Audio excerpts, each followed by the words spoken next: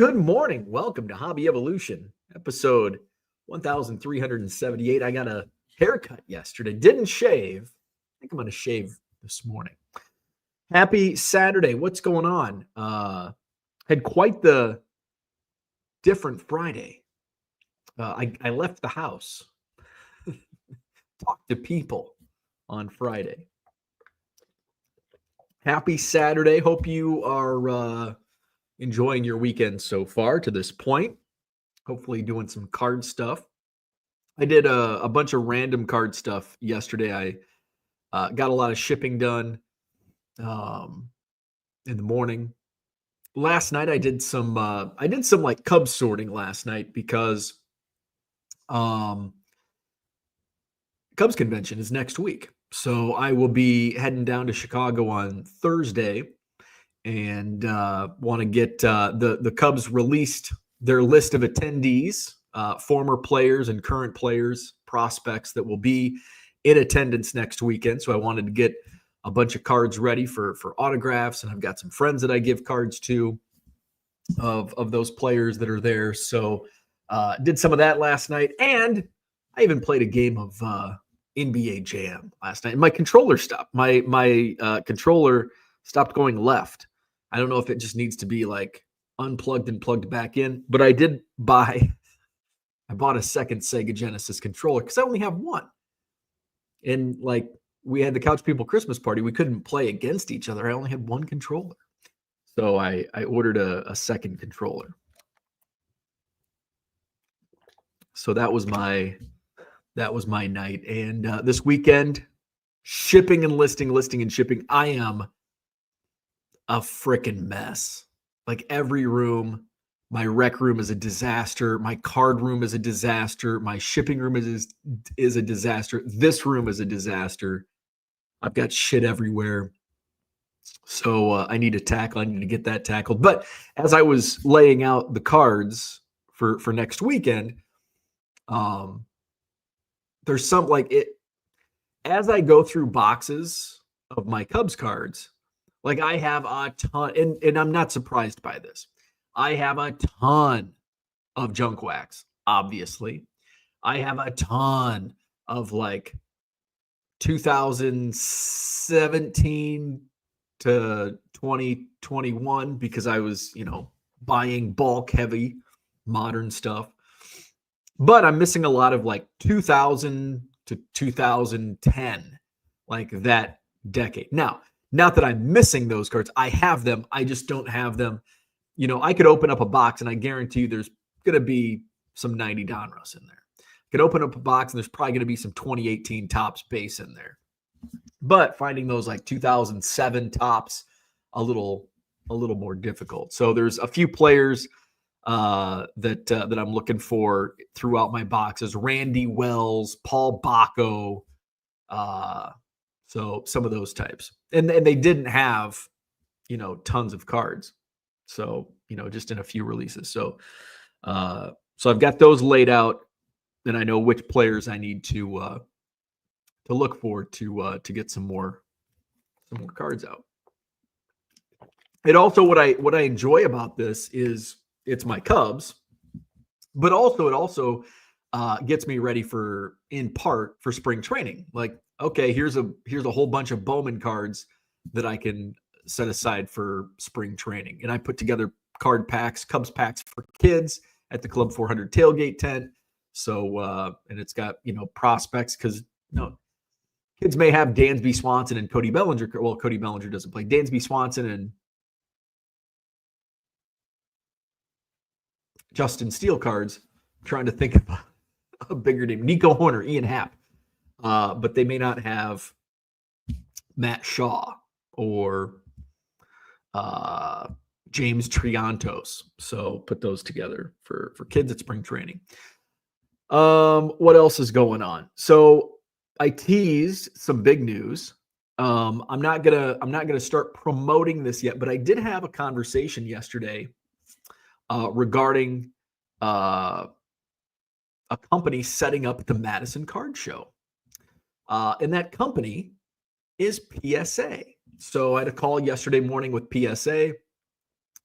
They reached out to me about setting up at the Madison Card Show.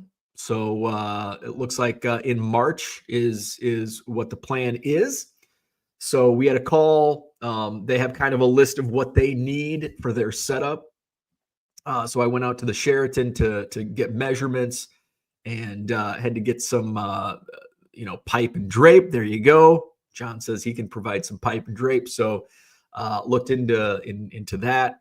So not set in stone. We're not going to promote it, but I teased it a little bit yesterday, and it sounds like it's a go.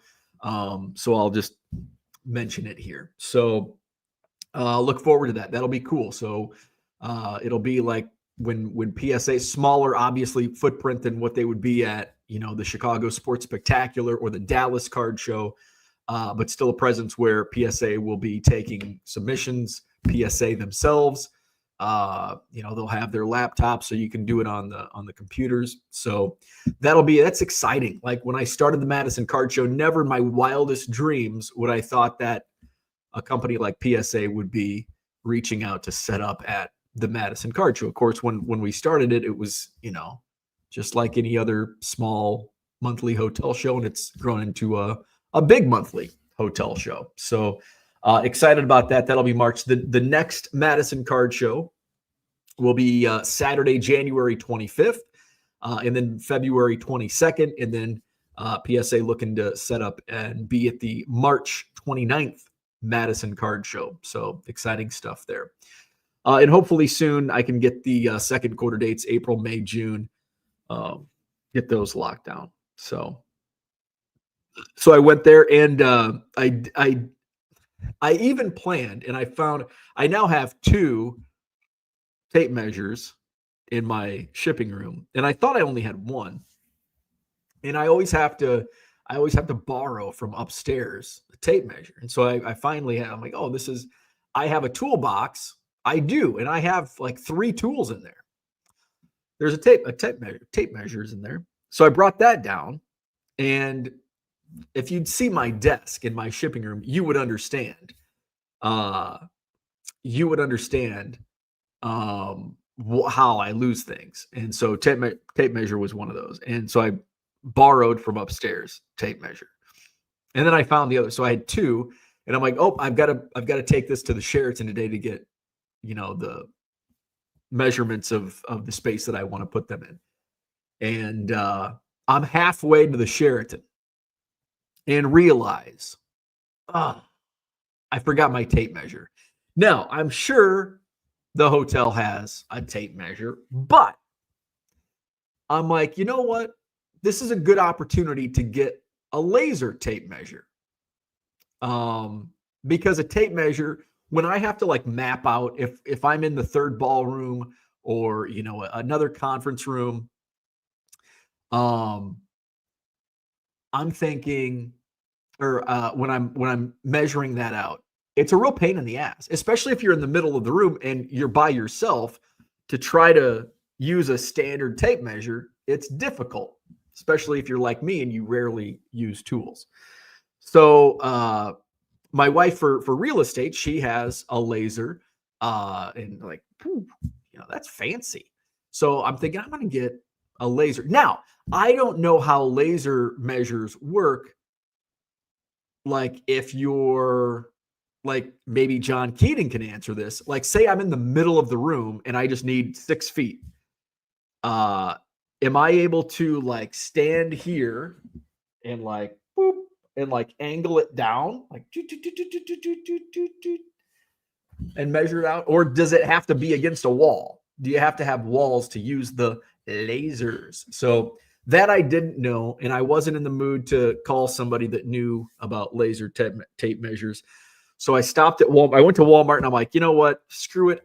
I need to get a tape measure anyway. So I'm going to look at the lasers, just check them out. So I went to Walmart. They had a laser. And then that question, like, oh man, I don't know if this works. But then they had the wheels tape measure. Andy Mack says you need a wall and surface for those. Okay. So Herman says has to have a stopping point. So a laser would not work for me. So I'm glad I did not buy a laser. So thank you, Andy and Herman. So a laser would not work for what I need it for, because most times I'm not measuring to a stopping point. I need like from here to there, and it's just the floor, but it's not a straight line. So I'm glad I purchased what I did purchase. I purchased the wheel, and I don't need. John's going to be arguing with me about the wheel is not accurate. I don't need accuracy down to the centimeter or inch. I just need approximate measurements. 6 feet. It doesn't have to be exactly 6 feet, 0 inches on the dot. It can be 6 feet, 3 inches.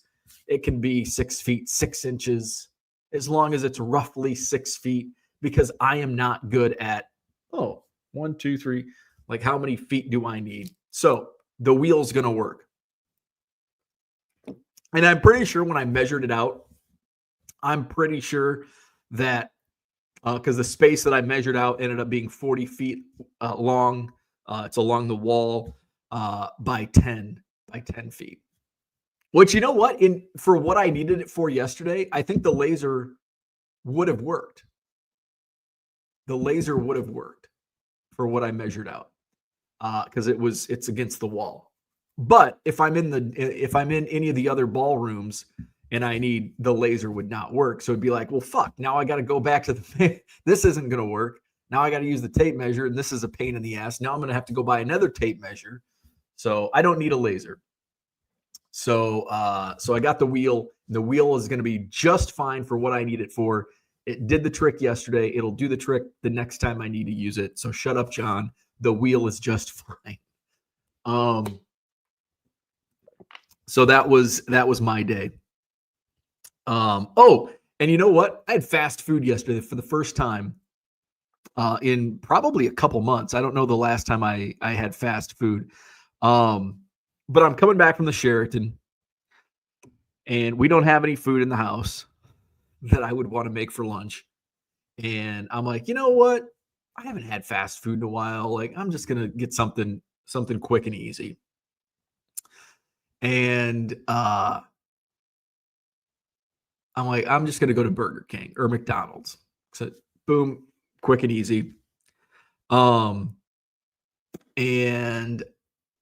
so I went to I was gonna go to Burger King, but next to Burger King, and I think probably 2 months ago, the last time I ate fast food was at Burger King, and they were building a Popeyes next door, which is my favorite fast food restaurant. And I will drive out of my way. It's like the only fast food place that I will drive out of my way to go and eat. Because before this one opened, was all the way on Fish Hatchery Road, which is a good 15, 20 minutes away. Now, 5 minutes away.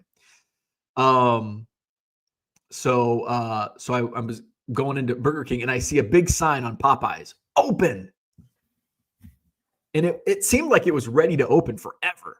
And I think there was a sign that says opening soon, forever, like since last summer up until 2 months ago. So I'm like, hell yeah, I'm getting Popeyes. Because I thought about going to Popeyes, but I'm like, I'm going to have to get off on Fish Hatch, and then I'm going to drive all the way home unless I eat in the car. I just don't want to do that. So Popeyes on Odana, boom, got me a chicken sandwich, and it was good. So had some Popeyes. What else is going on?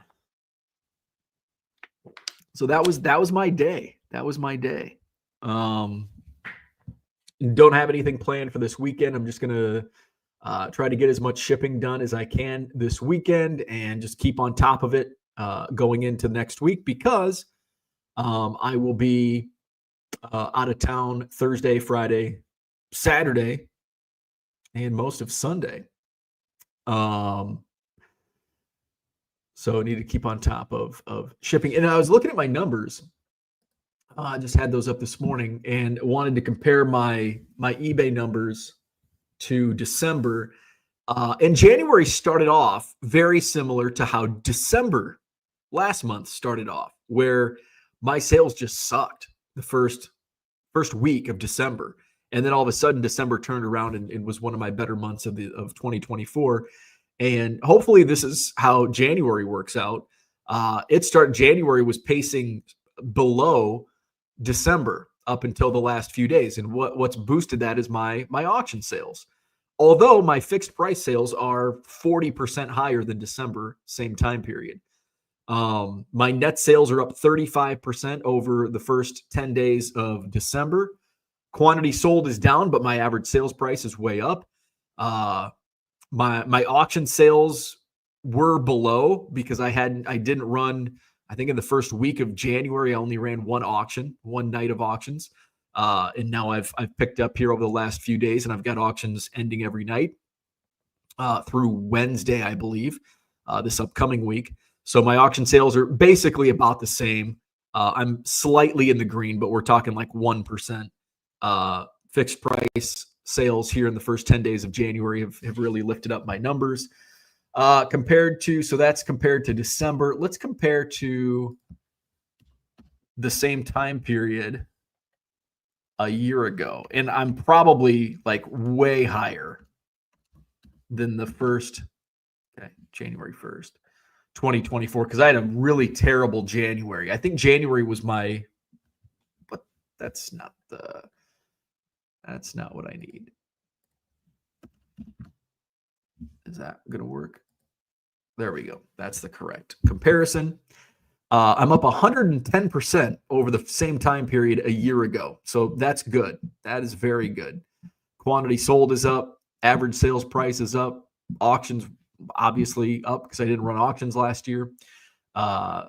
Sales via fixed price are actually not up by that much. Very minimal margin, but those auctions have lifted me up. So there you go. And by the way, you can find all of my goodies in my eBay store, 99centcards.com. In the buy it now section, you can buy 7 or more at regular price, and you'll save 25% off at checkout. That is for buy it now only. Auctions, you're going to get steals and deals. I had some great auctions. I had a surprise last night. One of the auctions, David Ortiz, 2003, like Topps Chrome, sold for like $19. I would have put that in my eBay store for $1.75. So I was very happy with that auction. Some other stuff sold. Most sales were 99 cents, which a lot of what I've normally put up in auction is going to be 99-cent sales, which is I'm happy with. For the most part, as long as it's not like a first chrome autograph of a top prospect. I don't want that to sell for 99 cents. But if it's a first chrome autograph that's been sitting in my store for a year, unsold, and it goes for 99 cents, guess that's the market. John sounds like my financial advisor over here. My impressions are up, by the way. So good start to January. Good start to the new year, which hopefully full speed ahead. We can keep building on those sales numbers. Let's go say hello to the chat. Andy Max in the house. Good morning. He is doing some early morning shipping. Love it. Orlando's in the house. He's headed to the post office. Very nice. Todd's here. Good morning. Donald's in the house. Good morning. Herman is here. What's happening? Love the hair. I got a haircut, and then I just went this morning. I didn't have a hat. I guess I do have a hat. So I just went into the bathroom, and that's what I do. So it's bedhead with a little water on it. There you go. Stop making fun of my hair. Scott says, good morning. Getting ready to work the Sacramento Card Show. Very nice. Philly Joe's in the house. What's happening? Good morning. Mark is here. Good morning. Sheena, what's happening? He's headed to the card show in Joliet. Have fun. I know I think there's a card show either in Wisconsin Dells or Stevens Point or Wisconsin Rapids, somewhere up north of me. But not gonna hit up. Not gonna hit it up. John says, you look like you've just been waterboarded. I kind of was. Just Did it myself. Florida baseball card dude, what's up? Good morning. John says, I can provide pipe and drape for a pretty substantial fee. Mr. Archer is here. Good morning. Cooter says, I have never wanted to see Bo wearing that Switzerland hat so much. Got a Cubs hat now. Jordan says, good morning, card family. Shipping from last night. Show you guys want to come help. Oh, from last night's show. No, I've got enough shipping. Have fun. Have fun. Where are we at? That dude, what's up? Good news when they knock on your door. John says, let me be very serious for a minute. We never know when John's going to be very serious. Do not bend over backwards for them. It will not bring you any more money, and companies like this will take advantage of you. I'm serious. Keep it on your terms. If you're good enough to be scouted, then you're good enough to set terms. Don't be like the cities building billion-dollar stadiums for owners worth multi-billions. Shane says, PSA has their crap together more than any company in the hobby right now. I think that's accurate. They are really, they've really impressed me over the last couple of years. Chris Carlin was the best corporate hobby hire in the last decade, and Chris is awesome. Yeah, I agree. 100%. Jordan says, huh? Andy Mack says you need a wall surface for those, the lasers. John says, so your wheel measure is the least accurate and meant for great distance, usually outdoors. Perfect. Cloth tape would have been okay. My wheel's going to work. Have to have a stopping point. Don't take advice from teachers. They are just theorists. John says a stopping point could be your sneaker or a block of wood you can place anywhere. Well, then I've got to go buy a sneaker. John says, or take my shoe off. I don't want to do that. How about I just use the fucking wheel? It's going to work. There are people here that really don't measure for a living, I reckon. Andy Mack says, I didn't say he couldn't use one. I said you need a surface to reflect off of. And thank you, Andy. Sports card ripping teacher, what's up? Just jumping on, but is Bo in a sauna? We've got jokes this morning. John has a merit badge for measuring or sweating out the last leg of a 15-leg early morning soccer parlay. Fast food makes you perspire uncontrollably. Riveting Popeye story. Good morning, peeps. John says, what's your conversion rate? What's your exit velocity? What's your ROI? What's your miles per gallon? What's your lipid panel? And do you write off your oil changes? I know for a fact that a lot of really great cards went up in flames in the LA fires. Shame for all involved. Absolutely. Apologies, I get wound up. That's a tape measure joke. So that's what I had for today. Yeah, I don't have anything else. It's Saturday. What else is going on? Nothing else is going on. I just need to clean my shit up. Hit up my eBay store, 99centcards.com. Buy 7 or more items at regular price. You'll save 25% off at checkout. I did add some lots. I've surprisingly been having some success selling lots on eBay. And I was,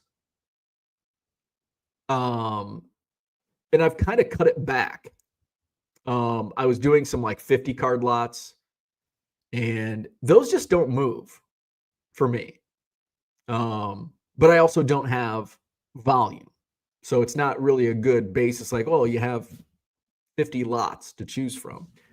But I don't really have that many 8 cards. So I've been doing 8 card lots at $5. And those seem to, and I did this back in the day during COVID, back in like 2020. Ken, Bean's baseball card blog, or I shouldn't say baseball because he's not a baseball guy. Ken, no. Bean's B-ball card blog. And so he was doing like 5 card, 8 card lots of even like junk wax stuff, and it was moving. And so I'm like, oh, I'll try that out. So I was listing some like Reggie Miller, Hakeem Olajuwon, Patrick Ewing, those types of players, and they sold. And same price point as today. Inflation hasn't hit the 8 card junk wax lots, and I was kind of surprised. And it's one of those things where I do singles. Like, that's my business. I'm not going to change. I'm not going to focus on lots.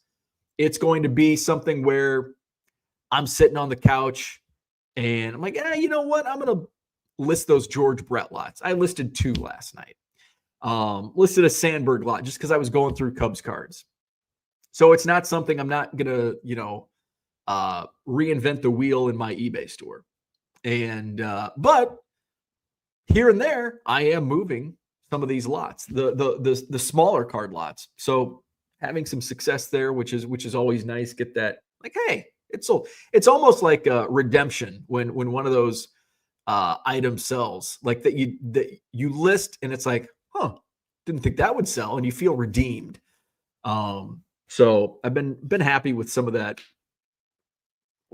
and I have kind of what I've done with my auctions, where auctions are box 29 and my lots are now box 30. And, I'll just basically what I do is, I'll list, I don't have one in here. Let's just say this is a lot of 8 John Montefusco cards. I'll put them in a team bag, and then that'll be like box 30 tab AW. So I'll just put and I stopped using now I still use these for like my singles. But for lots, it's just box A30AW, and it goes on a post-it note to the team bag. When that sells, 30AW post-it note goes away. I'll make a new one, throwing pennies away on those post-it notes. So that's how I'm organizing the small player lots. And I guess even I've done some 50 card lots, but I've been sticking to the 8 card lots. I can get them done. I can whip them out pretty quickly. And, again, it's not something that, I'm not going to spend a whole day listing 1,000 lots or 500 lots or 100 lots. It's just going to be here and there. My bread and butter is still singles, whipping them through the Rico 8170 and listing those singles, which I haven't listed. I'm going to have to list some stuff, some buy it now items here this weekend. Because again, it's kind of been one of those, I've kind of been slower on listing, and I've listed bigger. It's not like that I've slowed down listing. I'm still listing every day, but I haven't listed like bulk 100 cards here, 50 cards there. It's been, I've been going through some Cub tubs and finding, multiple magazines, or, found some more wrestling magazines the other day. Yeah, I'll list those at $10 a pop. Some old Beckett's, things like that. Just random tchotchkes that, I have duplicates of, like in my Cubs collection.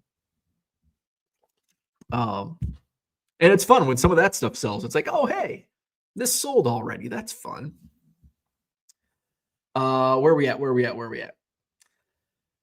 Let's see. Peep says that was a long buildup, John. John says, when you're reading my comments, please take in mind they emanate from a man who has only 14 cards left to complete a set and has twice bought cards for that set that he already has. That is when you're set building, and I'm not a set builder, but I'm still working on the 74 top set. And I know a lot of what I need, I have. Some of the empty spaces are Cubs cards. I know I've got, and I forget when I'm going through some of my boxes, pull out all the 74s because they might not be in my set binder. I bought in Dallas, I bought a 2 or 3 cards from a dealer that I bought a stack of 74s from that I thought I needed. And I go to put them in my binder and I already have that one. Oh, I already have that one. I understand. And, as much as I try to, so when I went through, now I've got the binder and I'm missing spaces.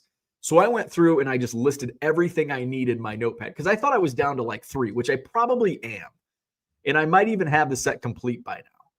But I think some of those cards that I'm, quote, missing are in my store inventory, where I could probably go 1974. Let's just, a little playtime. It's right here.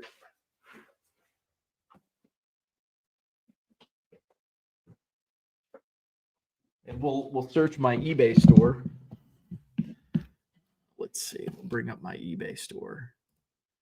So let's do a little experiment time. All right, let's just share the screen. All right. So here, let's blow it up. All right. So I'm in my 74 binder. I've got all the errands. All right, first card I'm missing. Card number 10. Let's see who is card number 10 is probably a star, right? 1974 Topps. Actually, if I look in my phone, I'm pretty sure. I'm pretty sure I can tell if I have it or not. I've got it in my notes. 1974 Topps needs. Oh, it's Johnny Bench. And no, I probably do not have that card. Okay, so the next card I need is number 92. So I probably do need the 74 bench. That's probably one of what I think is like the 3 or 4 that I need. Card number 92. Oh, probably don't have that one. All right, so I guess I am. And some of these they just stayed in my eBay store. Well, you know what? Let's just do, since it's not, let's do 74 Topps. All right, 335. I have that in my binder. 446. Have that one. 589. This is riveting content, by the way. You can't get this content on any other YouTube channel. 339. Nope. Got that one. 180. I'm not going to do this because I've got how many? 161. Oh, nope. I got Ray Burris in there. 630. Oh, got that one in there. Buddy Bell, 257. Nope. Got that one. Jesus. So maybe I am missing Gorman Thomas. I wonder if I've got Gorman Thomas. All right. So I think I am missing more 74 Topps than what I thought. Got a lot of Gorman Thomas. I got Darrell Thomas. All right. So I am missing a lot more 74 Topps. And when I thought I was down to like 3 or 4 that I needed, I've probably sold some of those and I didn't pull them quick enough. So any of the Cubs that I need, I know I have all the Cubs. So I'll basically just look, okay, if it's a Cub, I won't buy it. But I'm just going to go by that list. So that's why I don't like set building. But that's a me problem also. That's not I'm just not a set builder, but also my organization skills lack thereof. Herman, hey, congratulations. Happy day for Herman. Grandpa again. John says, yet here I am in life living in an improbable dream. Peeps wants to know what's set. Dan is back. What's up? Oh, Dan's been in the Philippines. We've been wondering where you were at. I forgot you went to the Philippines. Welcome back. Yeah, a couple people have mentioned in the chat. Where's Dan and George been? And I know you told us you were leaving. We just have short memories. Herman and Dan say hi to each other. John's looking at 1955 Topps. Peeps says hello to Herman. Congrats. Thanks. John says, why do I get the feeling Dan is supporting a family of 30 in a grass hut that now has a wall-to-wall Berber aircon and a 70-inch TV with THX surround sound? Jordan wants to know where you've been. Philippines on vacation. Johnny M's in the house. Good morning. How are you shipping the 8-card lots? I do 6-card lots. So I do 8-card lots. Great question. PWE, no difference. I'll ship up to 12 cards and sometimes 13 or 14 depending on if it's 89 Donruss, you can get 14 or 15, in a 3-ounce, number 10 envelope. So what I do with 8-card lots, I'll put 3 card. I'll use 3 card savers, 3 of the number. I always forget the wider card savers. Can't remember if they're 1s or 2s. I think they're card saver 1s. So I'll put 3 in the first card saver, 3 in the second card saver, 2 in the third card saver. I'll take and I'll show you exactly what I do. So take I'm sure I've got to have card savers around here somewhere. So let's put this card in. Let's just pretend there's 3 cards there. We got some Jordans and card savers. So let's just pretend there's 3, 3, and 3 in these card savers. I'll take a piece of paper, go like that. I don't have any blue tape in here, but so I'll put card there, and then I'll use the card there so it looks like that with a little bit of white space here, and that's where the two cards, say there's two cards in there, and so it looks like that, and it takes up the entire piece of paper. I will then tape, blue tape, here and here, and then we just wrap that tight there. You've got that. And then it goes in a number 10 envelope. And I'll do that for, 10 cards, 12 cards. For 12 cards, I'll use four card savers and do the same, just so it makes a nice complete line across. Let's see. Dan was in Luzon.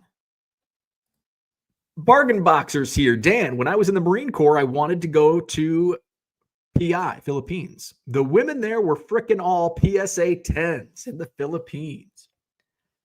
John says, the 1974 errands were one of the first hobby hooks I swallowed. It was a chase, John. The first chase card for John Keating.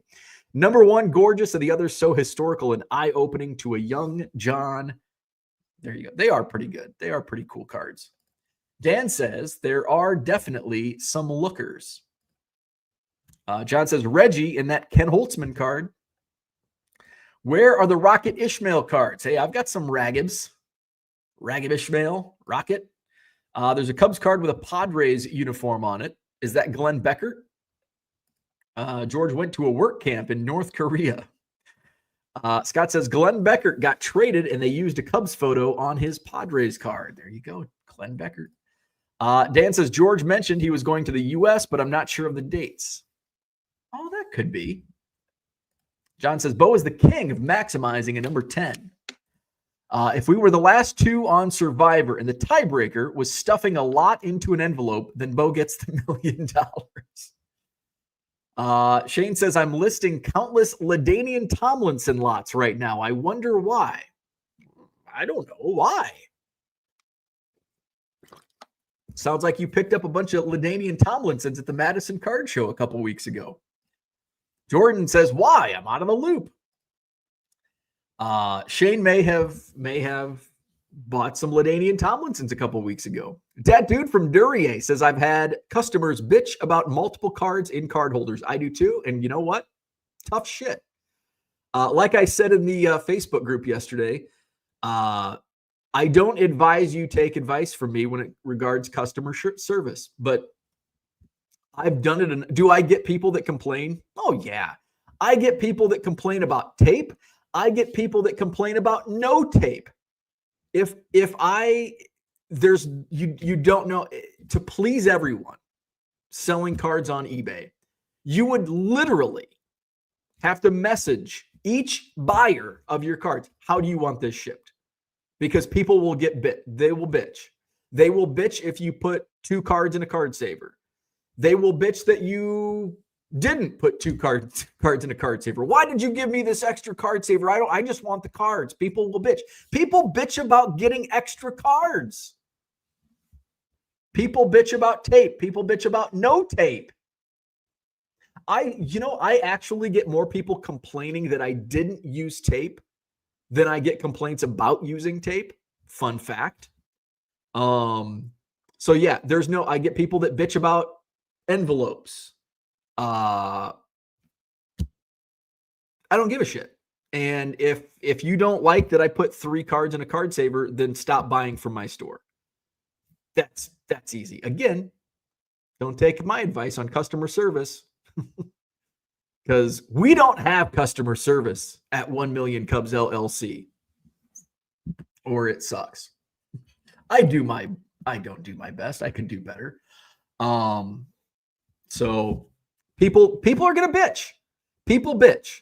And you cannot, unless you specifically reach out to every single person, because you have to have your efficiencies. If you take the time to ask each customer, would you like each card saver, or it's just not feasible. 99% of my customers don't give a shit. There is a 1% that they're going to bitch. And you know what? they don't need to buy from my store. They can go buy from somebody else's store that's going to use 12 different card savers for 12.99 cards. Good. You just can't please everyone. And I think that's the number one thing. If you want to sell low-end cards or anything, you've got to understand you can't please everyone, because there's always going to be somebody bitching, and you just have to focus on running your business the way you want to run it. If you don't want to use multiple, or you don't want to use one card saver for 3 cards, you don't have to. That's fine. But that's the way I run my business, and I'm not going to change it for 1 or 2 people that are going to bitch about putting 3 cards in a card saver. Dan says, envelopes with cards are considered packages at my post office. I may have to try another PO, but may not be worth my time. And yet that's similar problem here in America. It's not even dependent on the post office. It's dependent on each individual employee at that post office. It sucks. There's no, all my PWEs I drop in a blue box, and so far I haven't had any issues. I had the first time when I started doing this full time, and I dropped a whole bunch off inside the post office, and like half of them or all of them got on my porch with a freaking rubber band. And thankfully they just put a Post-it note. You know what I did? I took off the rubber band, I threw the Post-it note away, and I went to the same post office and put them in the blue boxes at the same post office. And they all were delivered fine. So now I say, well, I'll just put them in the blue boxes. And if that stops working, I'll go to a different post office. And I have that luxury. It's not like I have to drive out of my way a half an hour. Like literally, the West Side Post might be 2 minutes further away. We're talking 2 minutes further to the other post office. Shane says, you and I discussed my quote bad customer service. Yeah. And I'm with you. Like, I don't have time to, like, everything you need to know about your purchase in my eBay store is in the item description, or not description, but the item details. When's my item going to ship? Within 3 business days. You got a calendar. Fucking do the math. How many business days? Oh, Thursday, by the way, was not a business day. Do the freaking math. I'm not going to hold your hand on when you're going to expect your goddamn card. Again, don't follow my advice regarding customer service, because I have bad customer service, and I'm just going to ignore those inquiries. Sometimes I answer them. Most of the time, I don't have time to answer when is it going to ship, because you can do that on your own. You can look that up on your own. Sports card ripping teacher says, none in a Notre Dame card. He said if students wrote him a letter, he'll sign the cards. Johnny M says, my description say cards will ship securely in a PWE. No mention of card savers or top loaders. Keeps the number of complaints down. Yeah, and I used to get, fortunately, we've come out of the top loader shortage of 2020. God, that was a pain in the ass. Where I would get negative feedback for using a card saver instead of a top loader, because people were buying cheap cards just for the goddamn top loaders, because you couldn't get top loaders back during COVID for a few months. Fortunately, that time, top loaders are a dime a dozen now, so I don't have nearly as many. Every once in a while, and the reason I'll get messages now is there are sellers out there that only ship in a penny sleeve. So I will get, especially at 99 cents, like I understand why there would be that question. So I'll get people that message me like, hey, are you going to ship this in a top loader? And because of the nightmares from 2020, I'm like, it will ship in a penny sleeve in a card saver, not a top loader. Just in case, I want them to understand card savers and top loaders are different, because they're like, oh, this is the flimsy holder. I don't want that. I want the hard plastic. Well, sorry, don't buy from my store. Bargain Boxer says, I hate scotch and masking tape, Sharpies and stickers. Just use painter's tape. Fuck. And then there's John Keating hates tape altogether. You can't please everybody. So I do use blue painter's tape when needed. I use card savers, and every once in a while, like 1 out of 1,000, the card will in transit. Like, I don't put any tape. It ships like this. I don't use a team bag. I just, I use the number 10, and the number 10 or the number 6 will there's less movement in a number 6 envelope as a number 10. Because if you put it, even if you can tape it down, but then there's an extra step. I don't want to do that. And then you got tape. But I use the number 6, and I don't have any issues with number 6 envelopes. I haven't had any. I know some people have. Some people have issues. There's just issues. Do what works for you. If you have issues one way or another, you're going to have to pivot. I haven't had issues for number 6, but that doesn't mean the next person won't have issues. So I don't use any tape. But every once in a while, I'll get a complaint. Hey, this got dinged. It came out, and I know that it happens because I get returns, whether it's freaking brushing or whether it's, different address, and they'll get sent back to me, and they will have slipped a little bit. Usually they're low enough where they don't slip all the way out. But like I said, 1 in 1,000 will slip out. I've had people reach out. They're like, hey, by the way, the card slipped out. It wasn't damaged, but I just want you to let you know, maybe if you use tape. I'm like, well, and then people are going to bitch about me using tape. Jordan says, I give away $1 bills on my stream, and someone gave me a bad review about a $1 bill. See, like there are assholes, and over the dumbest things, a $1 bill. Every once in a while you'll see on social media somebody post a screenshot of somebody giving negative feedback for extra cards because it's garbage. I don't want your garbage.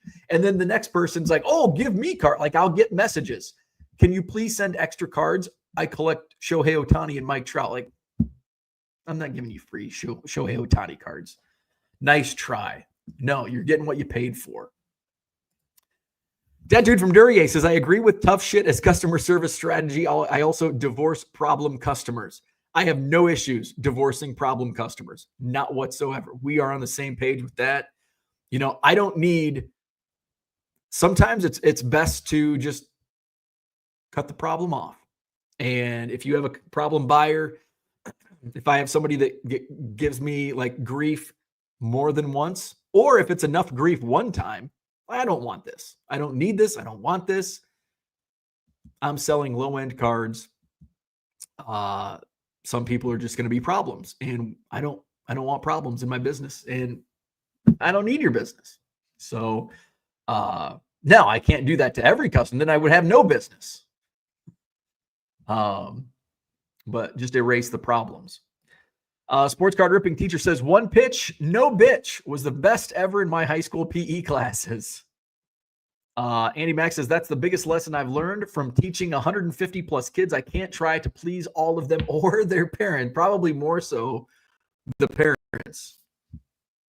Unfortunately, teachers can't divorce their problem students and parents. The tough shit approach is interesting, considering many here suggested I eat the cost of resending a card to a buyer who put the wrong address in his eBay. So here's the tough shit. And I did, John. And I think that's where my comment came from, was John's post in the Facebook group. Here's the thing. My tough shit approach would have erased your problem. I just ignore it. And if that buyer reached out, see, you were proactive. I take the tough shit approach. Like, if they reach out and say this never came, or open up a case, hit the refund button and move on. So I mean, there's a chance that they reach out and you have to refund, or you put the stamp on it and eat the cost. So in your situation, since you had already reached out to the buyer. So if you're not in the Facebook group, type in Hobby Evolution on Facebook. So here's what John is referencing. All right, here it is. So John says, sensitive subject. I have a card returned due to wrong address. Notified buyer, and he said address is now correct. Net on the card was 35 cents. I certainly don't want to slap a stamp after I've already paid postage. What's the best way you folks have handled the issue? So the best way, and I wouldn't consider this the best way, but this is my way. So I would not have even reached out. I get returns almost every day, return to senders. And very rarely do those people, and maybe they do, I've got like a stack of returns. Again, shitty customer service. But that's on me. Oh well. So what I do is, if it comes in, it goes into a pile, and if they later open up a case, you hit the refund, and then you go to your PIP claim and get your money back. So I would have just avoided the problem altogether. But since you were proactive and utilized good customer service, now what do? I mean, you have to eat the cost at this point. You've already reached out and been proactive. The only way, in my eyes, is, well, slap a stamp on it or print another label. So that's in my opinion. My tough shit approach is tough shit. I'm not going to reach out. And if the buyer reaches out and says, "Hey, I never got this. Oh, I'm sorry. Here's a refund. Go to your PIP insurance, get your money back." It's a wash. Nick's here. What's up? Had a guy yesterday trying to haggle with me over a shirt I was selling on eBay over $1 discount after offering a 20% discount. Next morning, sold for full price. That's another redemption. I love those redemptions where you've got some asshole haggling over $1, a very small amount. And they're like, well, they're either running the comps game or they're doing all this. And then all of a sudden, it sells for full price. Like, oh, all right. John says, you folks may be bipolar. I stand by my answer. I stand by, and so on John's, I said, since you already reached out, just put a stamp on it. I don't reach out to buyers in these instances, but I'm also not one to take advice from I'm not one to take advice from regarding customer service. And I 100% stand by that. I would not have reached out to the buyer in the first place. And if they reached out to me, you hit the refund, you collect your insurance claim. Jordan says, I have the hardest time in New York and Midwest with PWEs getting sent back. Probably Milwaukee. Most of my issues get hung up in Milwaukee.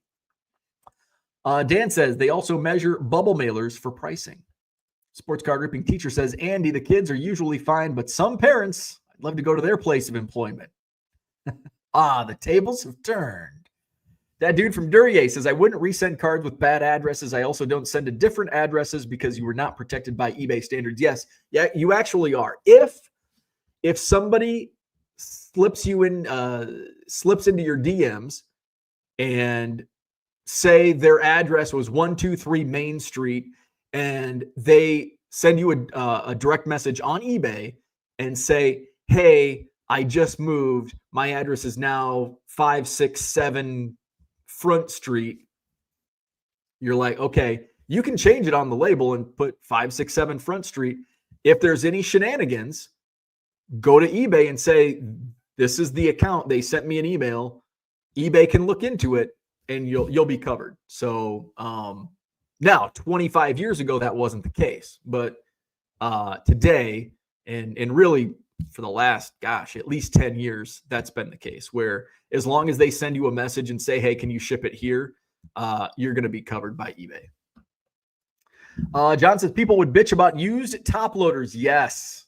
And every once in a while I'll get, and usually you can tell the person was going to be a bitch about it anyway. Where does it say you need to be supplied with brand new packing material? And by the way, this is something that if they leave you negative or neutral feedback, you can contest with eBay and they will most likely remove it. Because in your description, they were not buying a 1978 Topps John Montefusco, or they were buying a 1978 Topps John Montefusco. They were not buying the supplies utilized to get it to them safely. So as long as they received what they bought, 78 Topps John Montefusco in the condition that they ordered, you're going to be covered. Top loaders, card savers, doesn't matter. If they're used, If you used one over the other, you'll be able to get that removed in most cases. Now, again, it's kind of like the post office. One employee might say, fuck you, and not remove that feedback. But in most instances, they will. Bargain Boxer says, what is the higher top loader than 140 point? A few of my memorabilia cards are too tight for 140. Let's see. What are top loader sizes? Guide to top loaders for your sports cards. I'm going to say 150. Just keeping it in standard. Let's see. So there's 20 point is like the standard. There's 120 and 130 point. If you are ripping national treasures or flawless, these are the sizes you will need. The others may damage these cards, which are often worth quite a bit. 180 point and 360 point. You will rarely need these unless it's some sort of mega size novelty card, according to getcardbase.com. So I would say the bigger is 180 point. 180 point. Sports card ripping teacher, damn, I just complained about no Rocket cards in his shop, was baiting him to say tough shit. I guess being a Cub fan bought me grace. John says, I use team bags. I do avoid tape. I work in a world where every day ends with me peeling tape off the bottom of my shoes in my hotel room. That's my biggest gripe with team bags. Those, and they fucking stick to everything. Like you pull it off and you throw it in the trash and it just kind of floats and then it sticks to your desk and then I hate those damn things. My favorite response to my customer service was, thanks for basically calling me a douche. FYI, in 2 years, 0 negative feedback. See, that's not the case for me. I have, I think, 8 in the last 12 months. But as a percentage, that's really good. You know, we're looking at like 15, 16,000 total feedback in that same time period. So last 30 days, 0 negatives, 3 neutral, 1444 positives.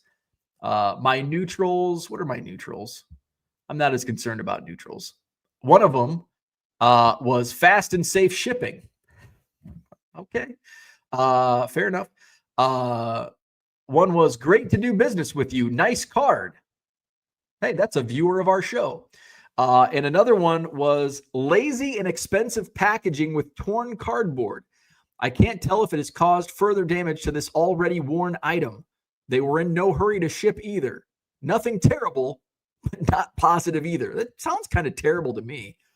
They bought a 1970 Milwaukee Brewers 8x10 photo that was already in like pretty worn condition.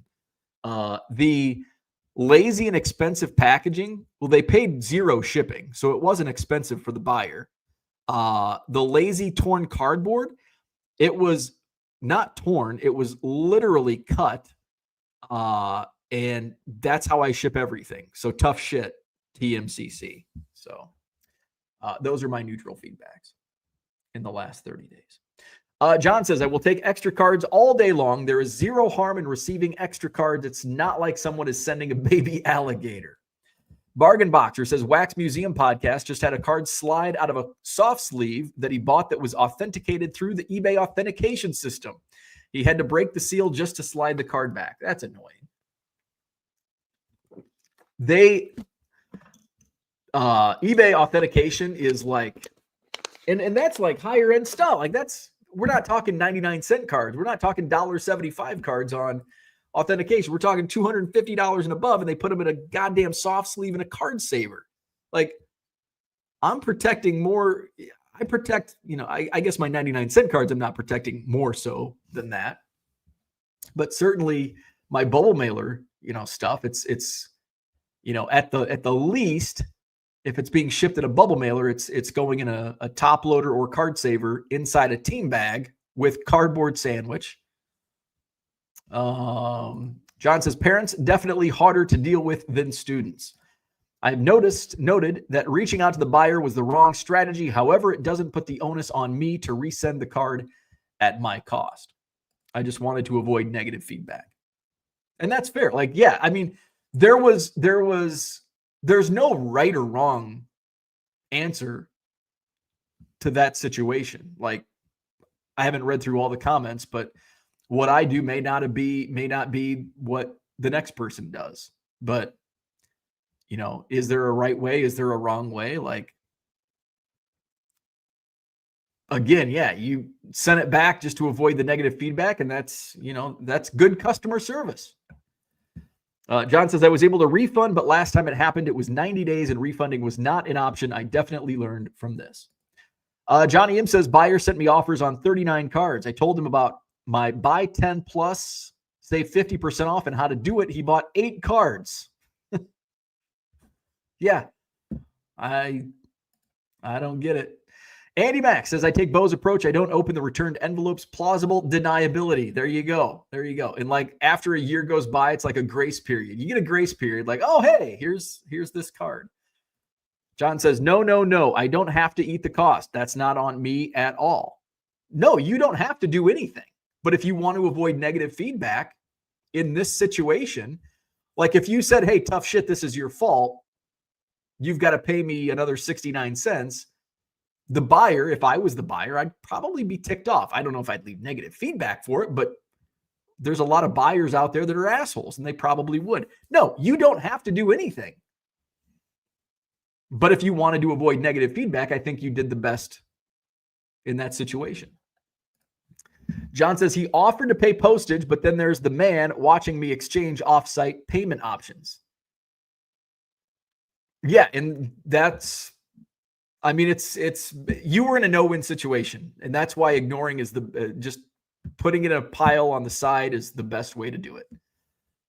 Because now you're kind of bound to that. Because if you, that would have been a bigger mistake. Not that what you made was a mistake, but a big mistake would have been like, yeah, refund me 69 cents. Here's my PayPal. And eBay will likely flag that. And a lot bigger issue than 69 cents is going to come out. They'll suspend your account for exchanging offsite payment plan. And that would be a worse scenario than losing another 70 cents. That dude from Duryea says feedback has really seemed to fall off as far as eBay impact. I get negative feedback with good write-ups. I shake my head and move on. There's actually, from an eBay standpoint, there's no negative, there's no issue with feedback from an eBay standpoint. It's not a measurement. So, they're measuring your shipping time, how many returns, if you haven't responded to items not received cases, those are the measurements. Feedback has nothing to do with it. Positive, negative has nothing to do with it. Now, 10, 20 years ago, that was a different case where if you had a certain percentage of negative feedbacks, they'd kick you off the platform, and that's long gone. And, but I still don't like seeing those negatives. Now, I know with the amount of transactions I do, I'm going to get neutrals and negatives, but the neutrals that I just read off, like, I don't care. Now, if it's a negative, I do care. And I would, in some of those instances, I would, reach out to the buyer and be like, hey, did you mean to send this negative? Can you update it if you didn't mean it? Or I'll just go to eBay, have it removed. Sometimes it's removed, sometimes it's not, depending on the language that's in the feedback. But I do care to an extent on my negative feedback. John says, I will do this moving forward. Johnny M says, wrong address on eBay is on the buyer. I ship where eBay tells me to. I won't eat that cost. John says, in fact, I usually do ignore, but the previous issues spurred me to get out in front. I don't want to be out in front anymore. Yeah, I just ignore and move on. And he says, John, tell them to buy another card and you'll throw it in that. And ooh, there's a good idea. I'll just include it in your next purchase. I like that, Andy. Great idea. T206 Kid says, I don't get returns often. Watch, I get one today. But when I do, I ignore. Can't help someone who doesn't know where they live. John says, I was going to go that route, Andy, but the refund button was the easiest path. What is the cutoff for issuing refunds on purchases? How many days? I think it is 90 days. Or maybe 30. It's 30 or 90, one or the other. Red Light 34, he's late, but he's going to rewatch. Jordan says, Bo, I'm dealing with that as we speak. The Lil Covets on team bags. I hate them. Hate them. Peep says, I ship all my singles in tough shit brand envelopes. Tough shit. Here's your card. Covers. Tracy's here. Good morning. Vince has got to hit the road. Have a great weekend. Go Eagles. I'm with John Keating this weekend. Fly, Eagles, fly. Knock the Packers out of the playoffs. Sorry, Vince. Cooter says, refund and relist and let them repurchase if they want. There you go. Hey, we went over an hour. 20 minutes in, I was about ready to hang it up. Be like, screw it. I don't have anything else to talk about. I'm going to go make some mushroom coffee, and I'm going to go ship some cards. Hit the like button. Subscribe to the channel. Hit up my eBay store, 99centcards.com. Don't expect great customer service, but expect good cards at good prices. Buy 7 or more at regular price. You'll save 25% off at checkout. Also, be alert with my auctions. I've got auctions running every night, ending tonight, tomorrow, Monday, Tuesday, and Wednesday. We'll take a break as I'm at Cubs convention for a few days, and we'll resume auctions probably next Monday. Get those restarted. Or I'll start them this Monday to end next Monday. What else? There was one thing that I wanted to touch on, and I can't remember. I think that's all. All right. Have a wonderful weekend. I think we're getting up to Hobby Hotline. Not sure who's on, but check that out. Have a wonderful Saturday. Have a great Sunday. I will go live tomorrow morning, probably around the same time. See you then.